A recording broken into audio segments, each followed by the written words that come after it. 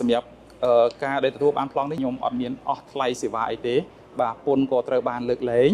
បាទសេវារដ្ឋបាលក៏បានលើកលែង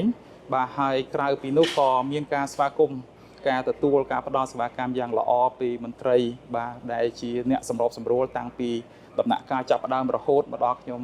ទទួលបានប្លង់នេះខ្ញុំគិតថាខ្ញុំមកក្រសួងនេះជាលើកទី2ទៅនឹងហើយបាទហើយម៉ោងពេលគ្រប់ធ្វើការទាំងម៉ោង8ព្រឹកបាទគឺគាត់ចាប់ផ្ដើមធ្វើការគាត់ចាប់ផ្ដើមឲ្យដូចពេលនេះជាក់ស្ដែងម៉ោង8ជាងនេះគឺពួកខ្ញុំបានប្លង់ហើយ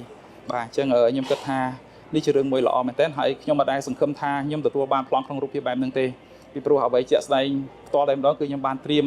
កញ្ចប់ថវិកាផ្ទាល់ខ្លួនក្នុងក្រុមគ្រួសារហ្នឹងសម្រាប់ត្រៀមការបង់ពន្ធក្នុងការអីក៏ប៉ុន្តែឆ្លៀតឱកាសដែលប្រជាពលរដ្ឋមានទុកលំបាករាជរដ្ឋាភិបាល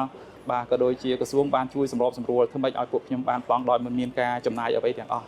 បាទជាតិពេលហ្នឹងខ្ញុំក៏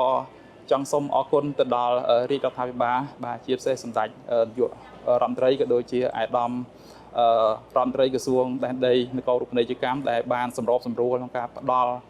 ជាការលើកលែងពន្ធប្រថាប់ត្រាក៏ដូចជាសេវាចំណាយរដ្ឋបាលផ្សេងៗដល់ប្រជាពលរដ្ឋដែល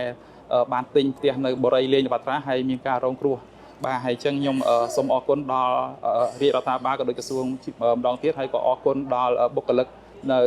ក្រសួងដែនដីដែលបានផ្ដល់សេវាកម្មយ៉ាងល្អហើយខ្ញុំគិតថាសម្រាប់ខ្ញុំអារម្មណ៍ទី1ដែលខ្ញុំទទួលសេវារដ្ឋហើយមានការពេញចិត្តខ្លាំងបំផុតមែនទែនបាទអរគុណបាទ